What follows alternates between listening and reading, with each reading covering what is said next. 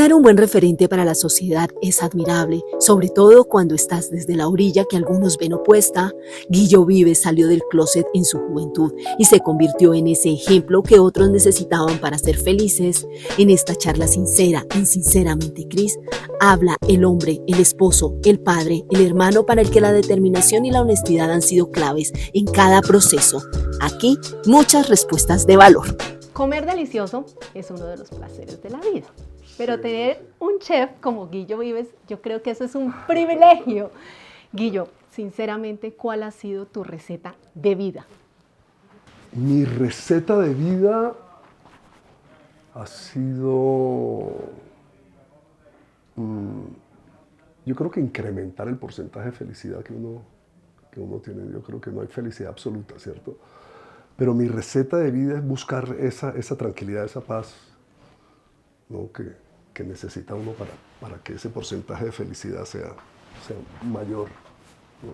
¿Cómo la has logrado, Guillo? ¿Cómo encuentra uno la tranquilidad? Digamos que yo pienso que la madurez te da un poco de paz en tu cabeza, en tu corazón y en todas las cosas de tu vida, pero ¿tú cómo la encontraste? Yo buscando hacer lo que me gusta,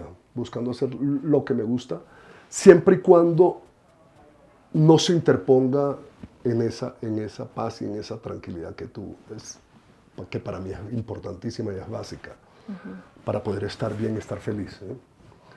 Cuando ya algo interfiere con eso, o sea, cuando alguien me está privando de mi tranquilidad, me está privando de mi felicidad, me abro. Se te acaba la paz. Se me acaba de pronto la ambición. Sí. Digamos, la ambición llega hasta un punto que esa ambición no se te vuelva un problema para tu felicidad y para tu tranquilidad. Guillo, ¿cuál es tu mayor felicidad? Y yo creo que tengo la respuesta ya. La mayor felicidad mía son mis hijos. Sabía que esa era. Sí, son mis hijos indiscutiblemente, son ellos dos, Jacob y Matilde. ¿En qué momento de la vida tú dices, voy a ser papá, me voy a casar y voy a formar la familia tan divina que ustedes tienen con José? Sí, fue muy, no lo estaba buscando, no lo estaba esperando. Yo quise ser papá cuando tenía 40 años, no lo logré porque no tenía una pareja con quien hacerlo, ¿cierto? Y solo ya me parecía pues como mucho camello y yo creo que no era justo con los pelados. Y nada, y llegué a un momento, conozco a José y José también tenía como el mismo propósito en la vida y le dijimos, bueno, ya es hora porque a mí no me queda mucho tiempo. Entonces me convertí en papá abuelo. Sí, pero tú tienes una familia divina, Guillo. Sí, somos una familia muy tranquila. Nos volcamos siempre en plan de ellos y ese es nuestro objetivo, sacar este par de niños adelante y tratarlo de hacer lo mejor posible pues, en una sociedad como la nuestra que es un poco, ¿no?, conservadora en ese aspecto sobre todo. Ya vamos a hablar de eso. Sí. Lo primero que quiero preguntar es, ¿lo de José contigo fue amor a primera vista? Lo de José conmigo fue amor a primera vista. ¿Cómo es eso? Porque pocos pueden decir eso, como que yo sí tuve un amor a primera vista, tengo mi familia, somos una familia estable y pues... Fue amor a primera vista, pero después, a medida que fui conociendo a José, que nos fuimos conociendo, me dio la seguridad y me dio la tranquilidad de hacer todo lo que he hecho con él, ¿no? Casarme, tener hijos, que es una responsabilidad muy grande. No es que fue, ay, qué chévere tener niños como adquirir un juguete, no, sabíamos muy bien en lo que nos estábamos metiendo, sabíamos muy bien la responsabilidad tan grande que esto significa y decidimos hacerlo, pero indiscutiblemente es importantísimo tener esas bases que José y que creo que yo teníamos, ¿no? Sí. Guillo, ¿cómo pasa una cita de amor a primera vista? ¿Ustedes dónde se conocen? ¿Cómo ocurren todas las cosas? Porque... Eso fue en Santa Marta, mi padre cumplía años, mi padre cumple el 27 de diciembre. Yo había invitado a 2 amigos a la casa al cumpleaños, mi papá no organizaba fiestas, sino que la familia siempre iba a darle sus felicitaciones. Mi papá ya en ese momento tenía un Parkinson muy avanzado, pero todavía no estaba tan grave. Y luego, después, por supuesto, al tener Parkinson no nos quedamos hasta tarde, salimos en la tarde y dijimos, vámonos para el centro de Santa Marta. Me fui con una prima y 2 amigos y allá estaban otros amigos de mis amigos y dijimos, vamos a visitarlos y llegué y estaba José allí sentado. Empezamos a hablar y las cosas se fueron dando tranquilamente. Tranquilamente, eso fue un 27 de diciembre, eso fue bastante rápido. Y el 1 de diciembre el 1 de enero comenzamos nuestra relación 3 días después. Guillo, o sea, ¿qué tenía 27, José? 28, 29, 30. ¿Qué tenía José y qué tuviste tú para él? Que hicieron de verdad ese clic y decidieron, o sea, de verdad las cosas se dieron rápido. Sí, yo no era muy partidario de estar con personas más jóvenes que yo. ¿Tú le llevas cuántos años? Muchos, Yo le llevo ¿no? 20 años a José, claro. Yo le llevo 20 años a José. No era muy partidario porque, bueno, ya yo había quemado muchos cartuchos en mi vida. Yo no iba a estar metido en una discoteca, ni estar metido brincando por ahí o que me pusieran a brincar por ahí.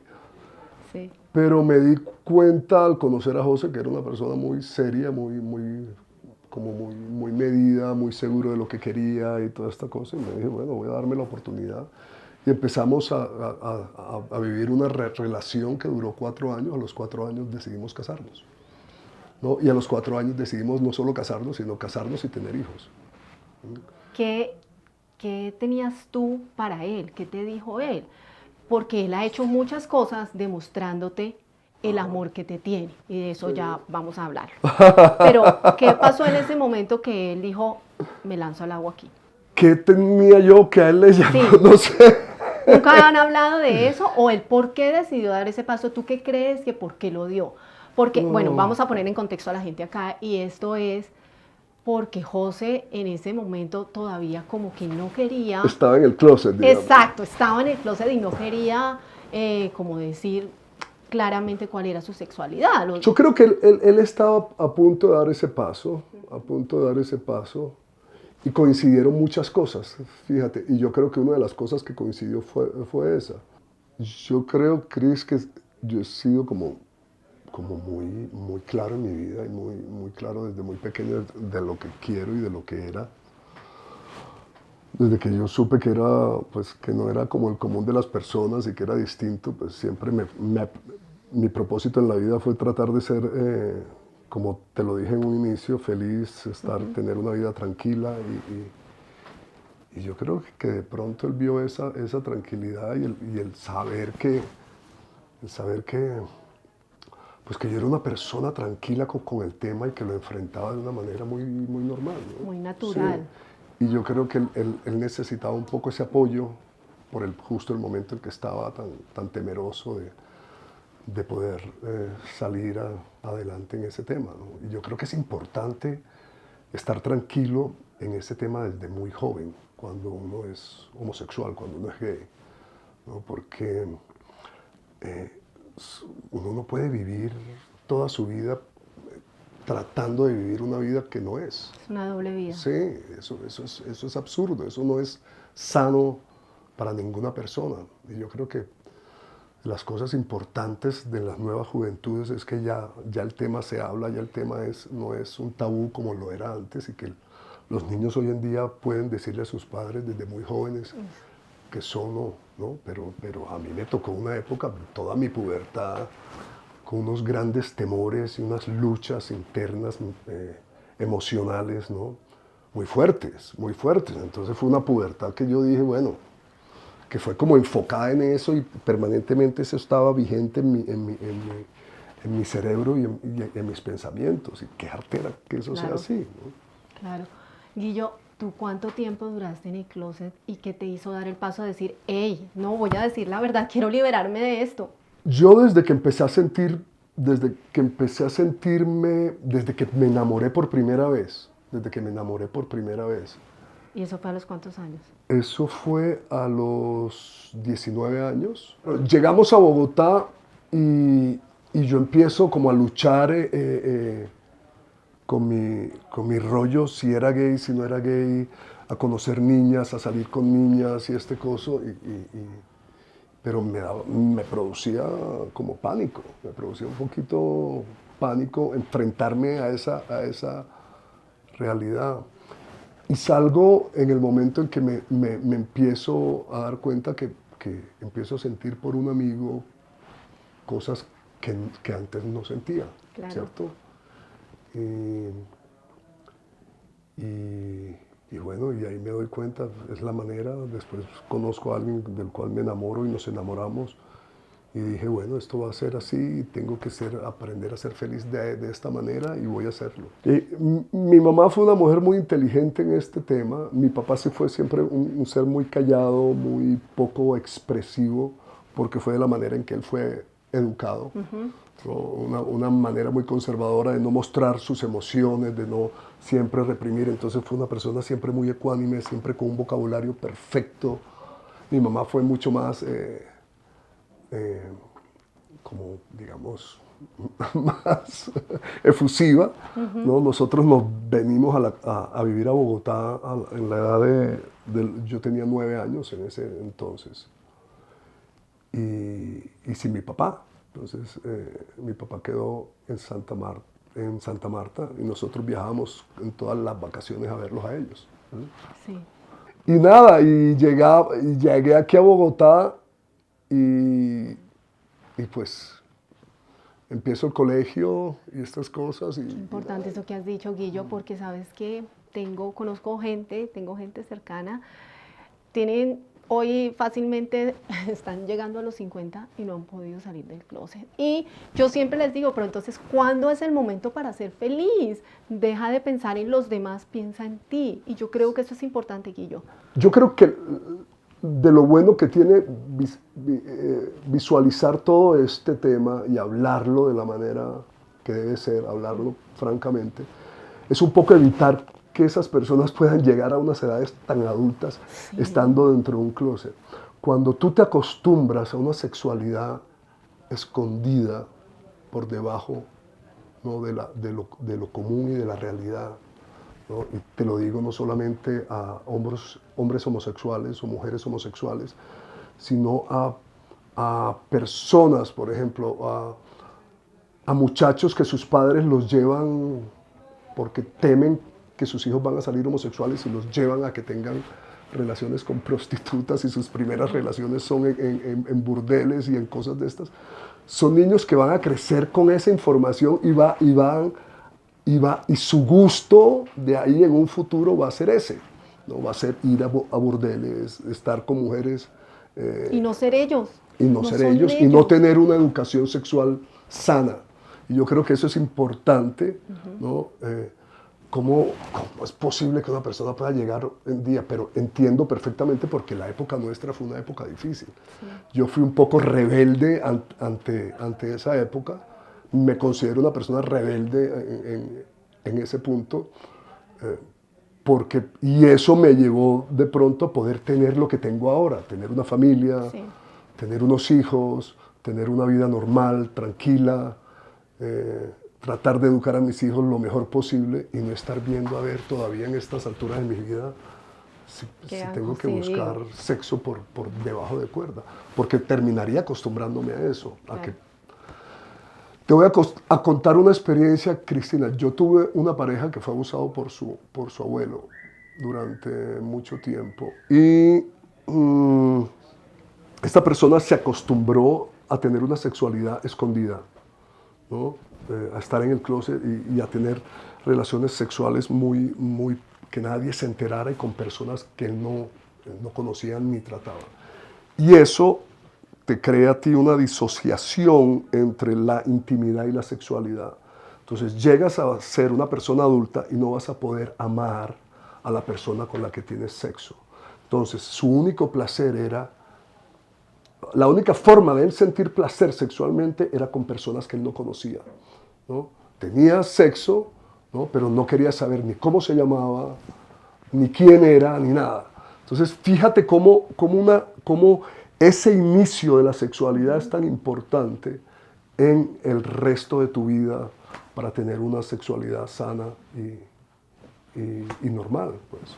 Guillo, en este momento que tú eres papá, y te lo pregunto porque a mí se me pasa mucho por la cabeza siendo mamá también, ¿qué piensas para tus hijos? ¿Te dan ese tipo de temores frente a tus hijos? Digamos, uno Mira, no quiere que les pase nada. yo sé. Uno los cuida como Dios Eso es- mío. Si eso tú ha pudieras sido- acompañarlo 24/7, estás ahí Eso es como la sombra. esa es una de mis luchas en este instante y de mis grandes temores. Acuérdate, yo tengo ya unos añitos encima y mi carrera es tratar de enseñarle a mis hijos y de educar a mis hijos de una manera que en 20 años, si yo no estoy, ellos puedan como salir adelante. Igual tienen a José, que José es un papá impresionante, ¿no? Pero sí, hay un temor muy grande. A uno se le acaba la tranquilidad, ¿no? Es muy bello tener hijos porque te llenan una cantidad de cosas, pero tu tranquilidad se acaba. Hay personas, yo he oído siempre desde que decidí tener hijos, el famoso refrán para personas, ¿cómo es? Hijos pequeños, problemas pequeños, hijos grandes, problemas grandes. Yo creo que, como te digo, yo estoy enfrentando la vida como llega. Mis hijos, les dedico mucho tiempo a mis hijos. Sí, Mucho 24/7, yo sé. Mucho tiempo, 24/7 estoy al pie del cañón. Yo los llevo, yo los recojo, con él hago las tareas, le cepillo los dientes, se ponen la pijama, los acuesto. Siempre, ¿no? Yo creo que tienen 6 años, no ha habido una noche que no les lea un cuento, Ay, Dios ¿no? mío. Los tengo lejos un poquito de las pantallas, solamente les permito pantallas los fines de semana. Sus fines de semana son fines de semana. Trato de que le tengo mucho temor a las drogas, por ejemplo, que mis hijos caigan en drogas. Entonces les fomento mucho el deporte, la vida sana y todas estas cosas. En lo posible, uno no puede...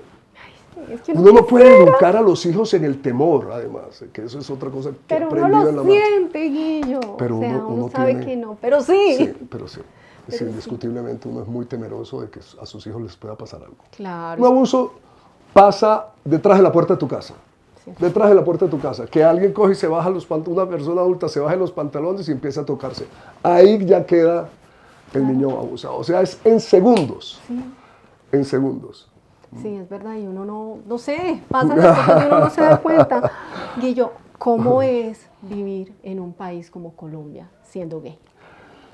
Tú sabes que a mí no me ha ido mal. Colombia me ha dado todo lo que tengo, y la gente ha sido muy respetuosa conmigo, muy respetuosa conmigo. Bueno, igual yo he sido respetuoso con todo el mundo y no me meto en la vida de nadie. Y ni juzgo a nadie. Entonces, yo lo único que he recibido de la gente ha sido cariño y amabilidad y respeto y amor, porque recibo en las redes cuando publico algo de mis Ay, hijos, no, siempre sí, son conmigo es personas hermoso. adoradas, siempre los comentarios son hermosos, lo que agradezco mucho pues a la gente que lo hace. Entonces para mí no ha sido difícil. Pero- No sé ahora que tengan los niños y que empiecen en una edad de pubertad, que los niños son súper, ¿no? Se convierten en tienen una maldad ahí, Sí. y todo el bullying y toda esta cosa. Vamos a ver, pero yo creo que las cosas se irán manejando a medida que vayan llegando. Guillo, pero tú mencionaste una palabra que creo que es clave en todo esto, en la vida que tú llevas, y es el respeto, porque José y tú, no sé si es como un acuerdo, una ley de vida o es un principio que tienen ustedes, y es ser respetuosos también con la gente. No quiero decir que sean irrespetuosos si se dan un beso, pues porque el beso es la manifestación de un sentimiento que Sí. tiene uno, pero digamos que uno no los ve a ustedes en ese tipo de situaciones con las que otras personas tal vez se incomodan. Sí, yo no, Cris, desde muy pequeño yo no me considero un activista. O soy un activista, pero soy un activista como con un ejemplo de vida. Yo muestro lo que soy, ¿no? Y yo creo que ese es mi modo de activismo, pero yo no soy el activista que entonces, como la gente no entiende que hay homosexuales y que los homosexuales también se aman, entonces yo voy a coger a mi marido y a mi esposo y a besarlo en público. Yo creo que eso no está bien, o sea, tampoco me cohíbo de darle un beso a José en público, pero no estoy pues en delante de la gente. Yo creo que eso no se ve bien ni en straight ni gay, ¿no? Yo creo que eso se deja para la privacidad, ¿no? Y delante de mis hijos tampoco somos tan tocones, yo creo que es algo que lo dejamos para nosotros dos y punto. Guillo, ¿cómo uno tiene una excelente relación con un suegro guajiro y con una familia guajira? Tú sabes que en la Guajira, digamos, hay mucho machismo. Sí, sí. Yo creo que en esa medida me doy cuenta de que José tiene una familia que lo quiere mucho y que lo ama y que lo respeta.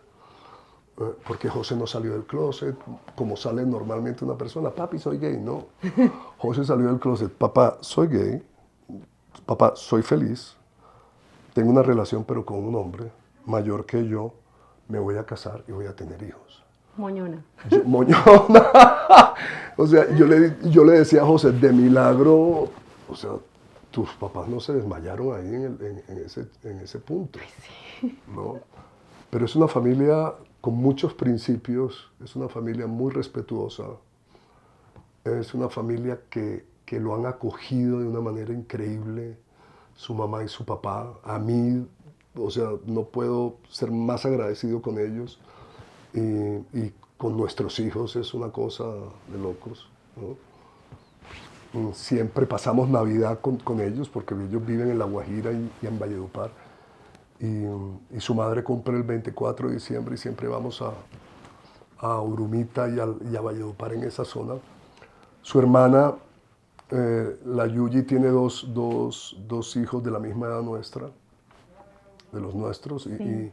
y comparten mucho tiempo, pero no, han sido de verdad una familia muy ejemplar en ese aspecto. Guillo, ustedes han dado grandes pasos como pareja y como familia. De pronto tú no lo tienes en mente porque cuando uno hace las cosas las hace porque le nacen y no está esperando que nadie más lo esté viendo ni nada, sino que tú haces las cosas porque eres tú, digamos, y así las haces. Y ustedes, en medio de todo esto, se han convertido como en un ejemplo para la sociedad de lo que es una linda relación gay y una linda familia gay. Ustedes son unas personas que creen en Dios, que se aferran a Dios también. ¿Cómo es el tema, Guillo, de ir a la iglesia? ¿Se sienten miradas? ¿Ustedes tienen su fe intacta? No importa, pase lo que pase. Y te pregunto esto porque tú sabes que muchas veces la iglesia es como un centro de críticas, de lluvias, de dardos. Nosotros tratamos de bautizar a nuestros hijos por el catolicismo, por la iglesia. ¿Tú eres católico, José, también? Yo soy católico, sí. Pero no fue posible porque primero eran dos hijos de hombres y segundo eran de vientre subrogado.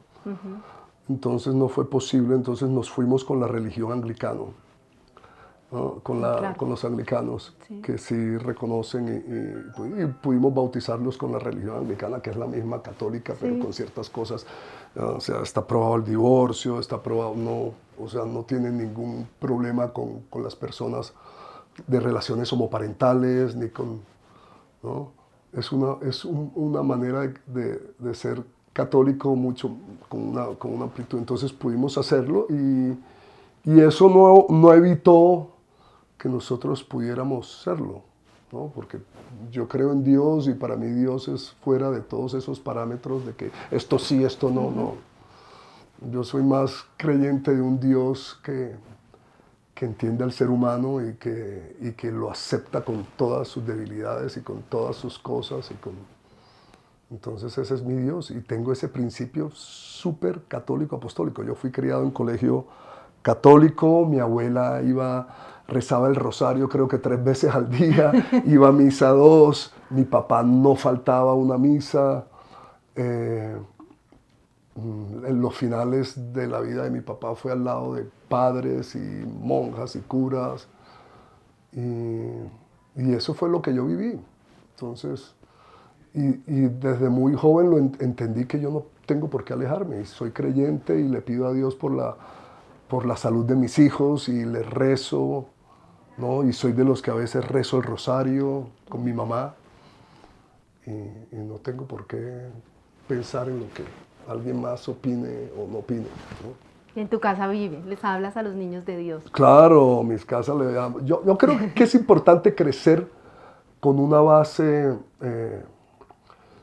de creencia en algo, ¿cierto? Yo creo que más cuando en la pubertad uno necesita un poco de ese bastón. Uy, sí. Y qué bueno que los hijos tengan ese bastón en la pubertad de decir, Dios, ayúdame con esto, Dios, ¿qué me pasa, Dios? ¿No? Como de tener un apoyo, un bastón diferente a los padres en quien apoyarse. ¿Tú te aferraste a Dios en esos momentos difíciles? Sí, yo viví una pubertad muy sola porque no tenía con quién hablar. No era un tema como tan tabú, que eso era como prohibido. Entonces yo hablaba mucho con el espejo y me miraba mucho y hablaba mucho con Dios y le pedía a Dios. No, decía, Dios, yo no creo que esto que yo esté haciendo nada malo, no, ayúdame. Eso, básicamente eso.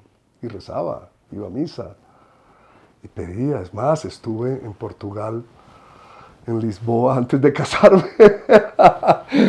Estuve ahí en la iglesia de San Antonio y le puse monedita y qué chévere San Antonio conocer a alguien con quien acompañarme en mi vida y acompañarlo yo. Y fíjate, llegué a Portugal y pum, y me casé.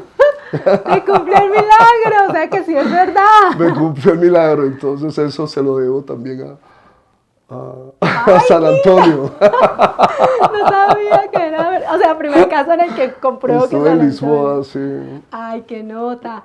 Guillo, mencionabas ahora a tu papá Sí, y bueno, digamos que la pandemia fue un tiempo difícil para todos sí, y en esa época se va tu papá. sí. En ese momento, No por la pandemia, no por, no, por el COVID. no por el COVID, Sí. pero muere tu papá. Mi papá muere después de pandemia, a finales de la pandemia, sí. En ese momento te das un abrazo con tu hermano Carlos, que hay un problema jurídico del que no quiero hablar acá, Sí, pero yo sé lo que eran ustedes dos, porque los conocí juntos de tantos años Sí. de periodismo. ¿Con qué sensación te quedaste después de ese abrazo? ay, con una sensación muy amarga, ¿sabes? ¿Por qué? Porque yo nunca esperé esto. Yo nunca esperé nada de esto.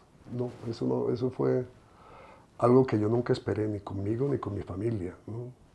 Nada, de verdad fue algo muy, muy difícil y una experiencia muy maluca. Pero bueno, uno de todo aprende, uno de todo aprende. Y uno cree que a veces esos momentos difíciles son difíciles. Lo malo es quedarse uno ahí, ¿cierto? En esas cosas. Aunque no tengo hoy relación con ellos, porque yo creo que uno es como, a veces hay cosas que, o sea, hay creencias que le meten a uno en la cabeza de que la familia, que no sé qué. Pero cuando hay alguien, cuando tú no estás de pronto contento o sabes que alguien te está haciendo daño o alguna cosa, pues yo creo que no hay problema en tomar decisiones y tomar decisiones para bien. Y yo creo que han sido decisiones para bien, ¿no? Porque tú no puedes estar al lado de alguien que trató de hacerte daño, ¿no? Entonces, estamos ahí. Es eso. O sea, no es un abrazo cercano. No fue un abrazo cercano, yo lo sentí como un abrazo hipócrita, realmente. Como un abrazo hipócrita. Sí. Además, en ese momento fue como la unión de muchas cosas. La pérdida de mi papá, todo esto que estaba pasando. Entonces fue... ¿Y tú estarías dispuesto más adelante a dar algún abrazo? Yo creo que a mí no me corresponde dar el primer paso. No, yo creo que le corresponde a él.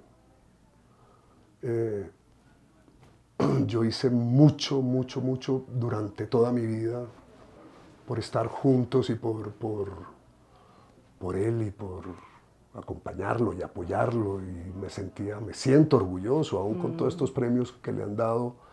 Yo creo que muy merecido, muy merecido. Pero en la parte personal y como persona sí tengo mis cositas, mis dudas. No, yo sé, ustedes tienen un cariño muy grande y yo sé que hay problemas en todas las familias, no solo Sí, la de yo creo, ustedes. pero hay tiempo. Pero el El tiempo, tiempo- vamos a ver, ahí dicen que el tiempo cura cosas, Sí, sana cosas, pero lo importante es que uno empiece a sanar las cosas en uno, ¿sí? Sí. Y perdonar uno sin necesidad de tener que decir te perdono, sino uno perdonarse uno y perdonar cosas y perdonar y ver cómo vivir el proceso que uno tiene que pasar. Pero se necesita de eso, ¿sabes? Que uno tiene que perdonar en la vida para tener un corazón tranquilo. Yo lo necesito y soy consciente además que tengo niños, hijos, y uno no puede transmitirle eso a los niños, ¿me entiendes? Y cuando uno no sana las cosas en uno, todo se ve reflejado en ellos y yo creo que es importante. Pero también es importante no estar al lado de la gente que te ha hecho daño. No, te entiendo. Justamente, justo. Entiendo todo lo que estás diciendo. No importa si es tu papá, no importa si es quien sea. Por ejemplo, yo en estos días oía una entrevista de Juan Carlos Botero que decía que él tenía una pésima relación con su mamá porque su mamá, o sea, con él no era una gran persona. Y causa dolor. Entonces, causa dolor. claro, las cosas difíciles causan dolor, Sí, ¿no? sí. Pero también tienes que tomar pasos porque no te puedes quedar así toda la vida. Tienes que tomar decisiones y yo creo que es importante tomarlas y no quedarse uno patinando. Y en cualquier aspecto, en tus relaciones, si tú tienes una relación con un narciso, imagínate. Tú tienes que ser determinado en la vida. Yo tomé muchas veces decisiones en mis relaciones donde yo estaba amando, pero estaba en una relación que no era sana y que me estaba haciendo daño y tomé la decisión y me iba y lloraba y me pasé un tiempo amargo, pero para después estar en un mejor momento. Soy de las tuyas, porque también lo hice y por eso te entiendo y te leo perfecto, perfecto, pero sé que tú tienes un corazón hermoso y un corazón noble y ojalá de pronto la próxima entrevista sea hablando de un abrazo, de reconciliación y de Perfecto, yo no tengo ningún problema con Carlos, yo a Carlos lo quiero mucho, Yo como sé, te digo, yo lo apoyé toda la vida en muchas cosas, pero bueno. Esas son las cosas de la vida y pasan así. Así es. Bueno, tenemos un momento muy lindo acá, que es el momento Mario Hernández. Y este regalito es para ti. ¡Qué chévere! Y este momento es el momento de los soñadores, Guillo. Sí. Y decía al principio de esta entrevista que tú eres un hombre que a mí Muchas me encantaría gracias. tener en la casa con ese talento tan grande que qué tienes. chévere estas gafas, qué bonitas. Son para ti. Qué bonitas, Él te muchas recibe esta gracias. caja para que las puedas ver. Sí, por favor. Qué lindas. Qué chévere, me encantan. Bueno, me gusta. ¿Me las pongo? Claro, ¿Sí? me encanta que te encanten. Sí, qué bueno. ¿No? ¿Me quedan bien? Súper ¿Sí? bien. Bueno. Súper bien. Sí, porque las Ahora gafas guarda es eso. como muy Y tú eres muy de gafas. de te gafas. A encanta. mí me gustan las gafas mucho, sí. Y este es el momento de los soñadores, Guillo. Decía que a mí me encantaría tenerte en la casa porque tú tienes un talento que es espectacular y es cocinar como cocinas. Sí. Guillo, ¿con qué sueñas tú? Tú tienes otro don que es la música. Sí. ¿Qué hay en los sueños de Guillo Vives? Tengo programado grabar, ¿no? Fuera de que sea o no sea comerciales, yo creo que tengo un compromiso de dejarle a mis hijos algo musical, ¿no? Me gustaría que mis hijos tuvieran mucho contacto con la música, porque criarse al lado de la música es como decía al comienzo, te aumenta ese porcentaje de felicidad en la vida. La música es una excelente compañía. La música es una excelente compañía. Yo trato de que mis hijos toquen piano o canten. Mi hijo Jacobo tiene una memoria para la música impresionante. Matilde también.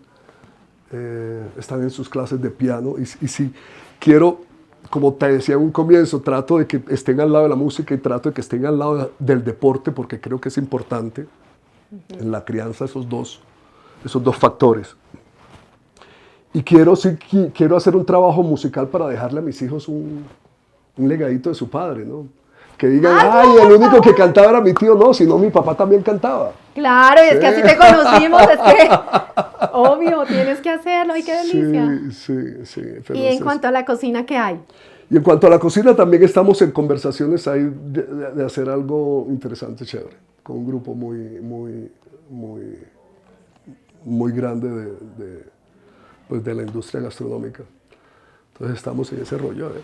qué pasa. Pues Guillo, que todos los planes se te den porque de verdad tienes demasiado talento para las Muchas dos cosas y que gracias, dicha que lo Cris. explotes y nosotros podamos disfrutarlo. Muchas gracias, Cris, por esta invitación. Guillo, gracias por esta charla sincera y por estar acá y decirme que sí. Sinceramente, Cris. Gracias. Gracias.